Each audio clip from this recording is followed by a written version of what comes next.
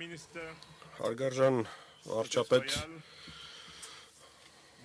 հարգելի գործընկերներ, ես կցանկանայի ջերմորեն ողջունել վարչապետ Փաշինյանին առաջին հերթին մեզ այստեղ Երևանում հյուրընկալելու համար Եվրոպական քաղաքական համայնքի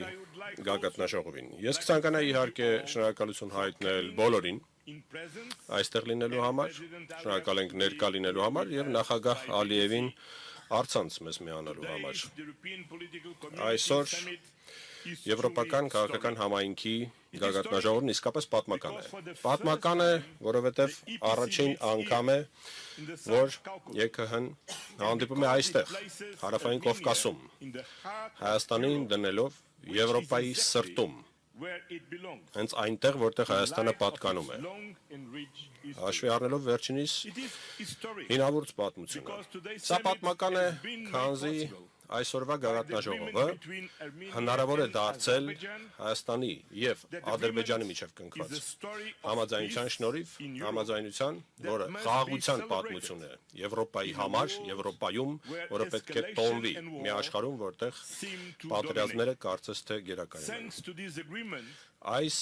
համաձայնագրի շնորհիվ է, որ բարելավվել են հարաբերությունները Հայաստանի եւ Թուրքիայի միջև եւ այդ շնորհիվ է, որ այս տարածաշրջանն անցել է փոխակերպման ճանապարհին։ Փոխկապակցված ռազմավարական արդյունաբերական ոլորտները, շուկաները, տրանսպորտային միջանցքները, թվանշային ցանցերը եւ էներգետիկ փոխկապակցվածությունը այսօր ավելին են, քան պարզապես ապրանքները։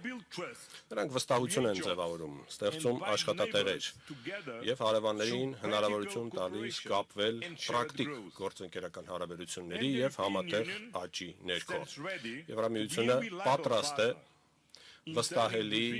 գործընկեր դառնալ եւ այս տեսլականը դարձնել իրողություն, ապահովելով այս պահի անդառնալիությունը խաղաղության եւ հնարավորությունների բարգավաճման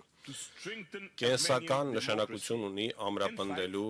Հայաստանի ժողովրդավարությունը պայքարել արտաքին ազդեցությունների եւ ապատեղեկատվության դեմ։ Հայկական ժողովրդավարության ապագան ընկած է Հայաստանի քաղաքացիների ձեռքում միայն։ Կա երրորդ պատճառը, թե ինչու է այսօրվա գագաթնաժողովը պատմական։ Առաջին անգամ է, որ մենք հրավիրել ենք ոչ եվրոպացի գործընկերոջ, Կանադայի վարչապետ Մարկ Կարնին, ով մասնակցում է գագաթնաժողովին Եվրոպական քաղաքական համայնքի։ Բարի ողջույններս, Մարկ։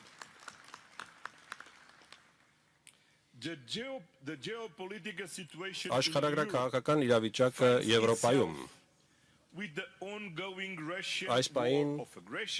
եվրոպական տարածաշրջանում տեսնում է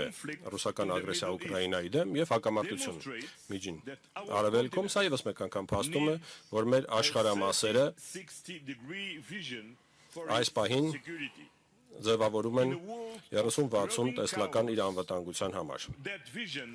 Այս տեսլականը որպես այդպիսին 360 աստիճան պետք է առաջ մղվի համապատասխան սկզբունքների ներքո։ Եվրոպան պետք է կանգնի առաջնագծին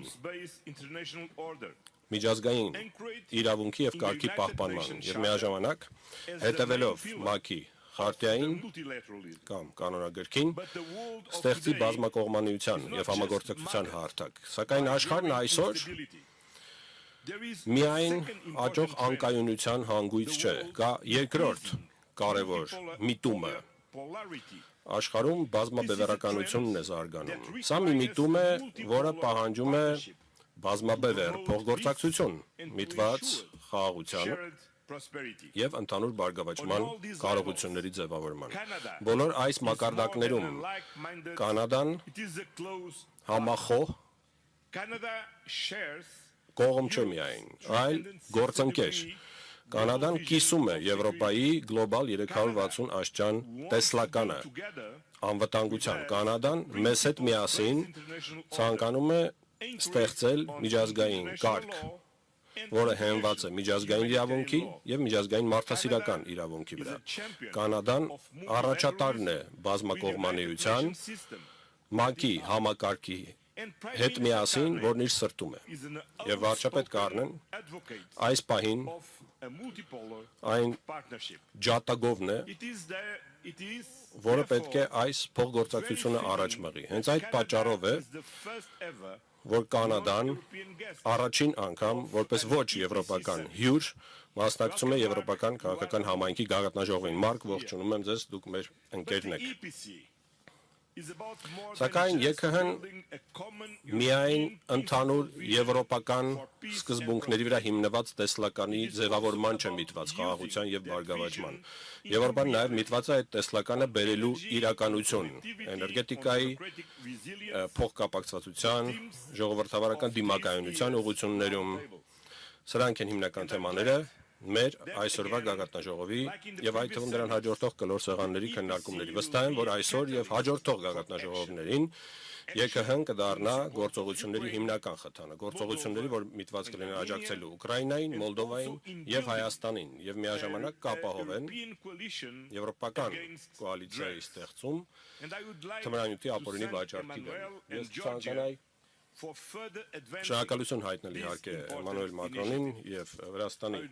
վարչապետին այս կարևոր նախաձեռնությունն առաջ մղելու համար։ Ես կցանկանայի շնորհակալությունս հայտնել վարչապետ Փաշինյանին մեզ այսօր այստեղ հյուրընկալելու համար, բայց միաժամանակ թույլ տվեք շնորհակալություն հայտնել խիզախ քաղաքական որոշումների համար, որ նա կայացրել է Հայաստանին բերելով ավելի մոտ Եվրամիությանը։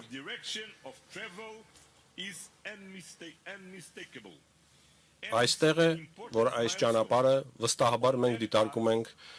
ոչ սխալական։ Այդ ճանապարհը դեպի Եվրամիություն է։ Եվ Հայաստան Եվրամիություն գագաթնաժողովն այստեղ եւս մեկ անգամ փաստում է այդ ուղղության ճիշտ լինելը եւ դա արժե տոնել։ Սակայն այսօր խոսքը եվրոպական քաղաքական համայնքի մասին է եւ ես բոլորին մաղթում եմ հաջող քննարկում։ Շնորհակալություն։